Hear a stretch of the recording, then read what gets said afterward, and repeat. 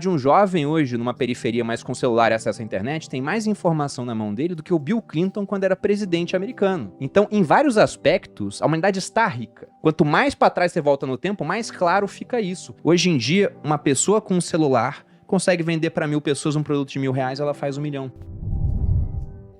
Eu tava pensando no que é ser rico hoje. Porque para muita gente, pensa assim, eu sou classe média, então não sou rico. Rico é o meu primo que tem um carro na garagem, um carrão, uma casa de praia. Ele é rico. Só que se a gente volta lá atrás, né, comparando a humanidade de hoje com a humanidade do passado, não precisa voltar muito no passado não, você volta 100, 200 anos, qualquer família de classe média hoje é muito mais rica do que famílias riquíssimas lá atrás, pensando no que eles podem conseguir pelo dinheiro que eles têm. Uma vez, a Forbes ou a Fortune, não lembro agora, lançaram um ranking com as pessoas mais ricas da história da humanidade. E lá eles colocaram Cleópatra, Júlio César, pessoas que dominaram porções gigantes do mundo conhecido naquela época. E colocaram também bilionários americanos, como por exemplo Rockefeller, o Carnegie, que fez fortuna com aço, e corrigiram o patrimônio pela inflação. E dentro dessa lista atualizada, o Rockefeller era o número 1 da lista. Então ele estava à frente do Júlio César, por exemplo. E um detalhe interessante, o Rockefeller não viveu há tanto tempo assim. Ele morreu durante o século XX. E ele era o homem mais rico dos Estados Unidos, na lista era o homem mais rico do mundo, sendo que durante quase toda a vida dele, ele não teve energia elétrica.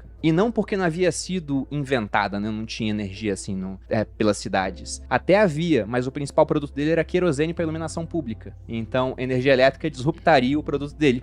Então, ele voluntariamente não usava energia elétrica, falando, esse negócio é muito perigoso. É muito melhor ter querosene em casa, assim, em grandes quantidades.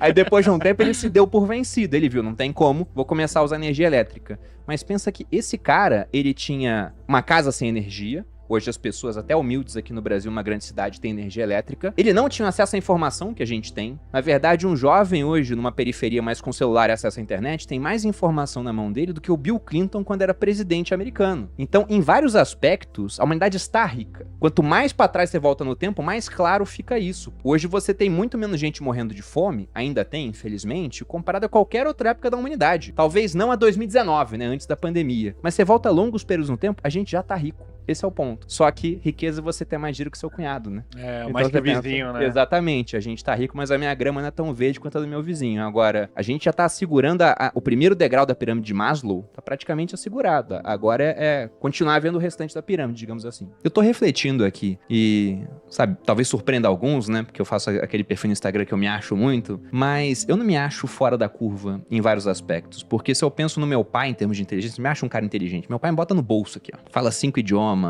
a memória dele é tão boa, até melhor do que a minha. Só que o meu pai, ele viveu num mundo que não tinha essas chances exponenciais que a nossa geração, principalmente essa geração que tá assistindo agora pela internet, tem. Porque lá atrás, pra você conseguir fazer um negócio com escala, você tinha que ter uma organização gigantesca, era muita gente abaixo de você. Hoje em dia, uma pessoa com um celular consegue vender para 1.000 pessoas um produto de R$1.000, ela faz 1 milhão. Então as ferramentas tecnológicas fazem com que as pessoas medianas hoje consigam produzir resultados que só as pessoas realmente muito fora da curva do passado conseguiam produzir. O Serbasi falou, escala na época que ele começou era viajar para dar paz para 300 pessoas. Baita escala. Hoje quase todo mundo que tem lá 1.000 amigos publica um story, vai ter 300 pessoas assistindo. Então já tem muita gente assistindo. Então o que eu vejo é que para quem quer ficar rico, você tem 2 mundos. Essa é uma ideia do Nassim Taleb. Ele fala que existe o mediocristão, que é o mundo das coisas naturais, e o extremistão, que é o mundo das coisas criadas pelo homem. No mediocristão, por exemplo, você tem médias que coordenam aquele mundo. Se eu pego um grupo de 1.000 pessoas, de homens, e faço lá a medição da altura de cada um, eu vou produzir um negócio chamado curva de Gauss. Eu vou ver que eu tenho poucas pessoas abaixo de 1,60, poucas pessoas acima de 2 metros, e a grande maioria oscilando em torno de 1,70. Você tem isso aqui. Se você tem lá, por exemplo, a altura dos homens e a quantidade, a maior parte em torno de 1,70. Agora, se eu faço a mesma coisa com o rendimento que as pessoas ganham no ano, se eu pego 1.000 pessoas, eu não vou ter uma curva assim, porque nessas 1.000 pessoas eu posso ter o Guilherme Benchimol, que tem bilhão. Ele leva a curva lá pra ponta, fica um gráfico de cauda longa. Então é outra dinâmica. Se você, por exemplo, adota uma profissão do meio cristão, o que é isso? Do mundo das coisas naturais, pô. Você é um cara que trabalha vendendo seu tempo, vendendo sua hora por um valor fixo. Você faz consultas, é um nutricionista, é um dentista, dentista, você vai ter que atender mais ou menos 10 pessoas no dia. Então vai ter um teto para o que você pode fazer. Quando é que você consegue ir pro extremistão? Quando você cria uma escala com muita gente abaixo de você. Agora, se você trabalha com rede social, aí você pode vender para uma pessoa, pode vender para 1.000 de uma vez ou para 10.000 de uma vez. Você do nada, em um lançamento, pode fazer mais dinheiro que fez na sua vida inteira somada. Mas são mundos diferentes, Thiago. Então,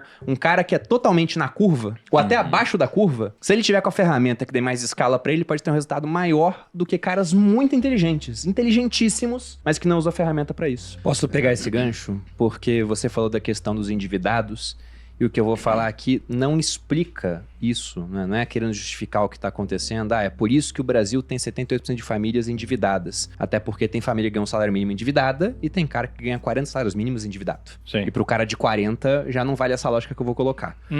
Mas nós somos um país de muitos endividados, de renda média baixa, de desemprego alto. Tem um desemprego estrutural muito maior do que Estados Unidos, por exemplo. E aí vamos pensar que a gente quer contratar uma nova pessoa aqui pro Grupo Primo. Você quer contratar uma pessoa para te ajudar, Kaique. E aí você fala, pô, vou contratar uma pessoa e não é um trabalho de muita complexidade, vou pagar R$1.500 pra essa pessoa. Aí você chega pro RH e fala, eu quero pagar R$1.500. Só que pra entrar como CLT, você tem uma série de custos. Parte do que você vai pagar até vai pra pessoa em 13º, em FGTS, né? Você tá pagando a previdência dela no futuro. Mas esse custo dobra, basicamente, os R$1.500. Então, se quer pagar R$1.500 pra ela receber diretamente na mão, você vai gastar uns 3.000 pra isso. Só que nós não somos uma organização de caridade. A gente só vai contratar essa pessoa se ela gerar pra gente mais resultado do que o custo que ela tem pra empresa. Supondo, pra facilitar a conta, porque a gente aqui é lucro real, então impossível falar como é que vai ser a conta no lucro real, entendeu? Mas se a gente fosse uma empresa do Simples, que paga imposto sobre faturamento, vamos supor que a alíquota fosse de 20%.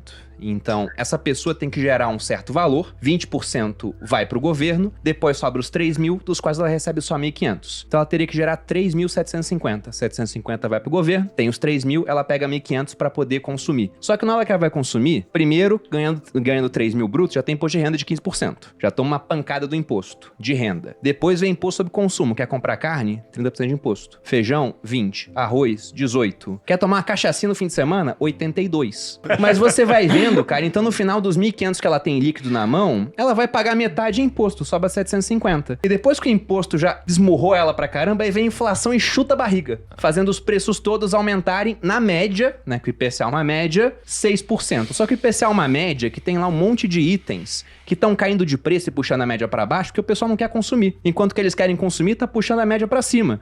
Então, o feijão, além de ter imposto, tá subindo 15% no mês. O arroz tá subindo 12%, a carne subiu 20%. Só que a carne de cordeiro, que só o rico consome, tem pouca demanda, tá caindo de preço em 5%. Aí aquilo puxa a média do IPCA para baixo. Então, pro pessoal de baixa renda, é complicado mesmo fazer o orçamento caber no mês, digamos assim, né? Não, e se não reajustar a tabela de imposto de renda, daqui a pouco você vai subindo o mínimo, mas não muda a tabela, tá todo mundo pagando 27,5% de imposto.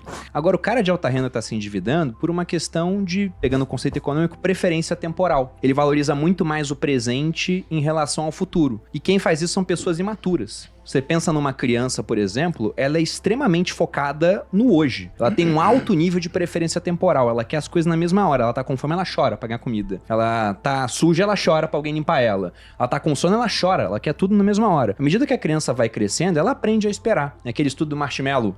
Você bota lá na frente com o marshmallow e fala, olha, vou sair, se você não comer quando eu voltar, eu te dou 2. Aí dizem que acompanham as crianças depois pelo resto da vida, né? E aquelas que esperaram se deram melhor na vida. Porque é o comportamento de quem é maduro, pô. Você abre mão um pouco no presente, porque você sabe que esse abrir mão agora, esse sacrifício, como você colocou, vai te dar um poder de consumo maior no futuro. Mas numa sociedade que valoriza muito status, aí o cara ele quer sempre tudo no presente. E eu lembro disso, pô. No quartel, eu tive, durante todos os meus anos como oficial do Exército, o pior carro do quartel. Com exceção dos 2 primeiros anos, que eu tinha um C3, então não era o pior.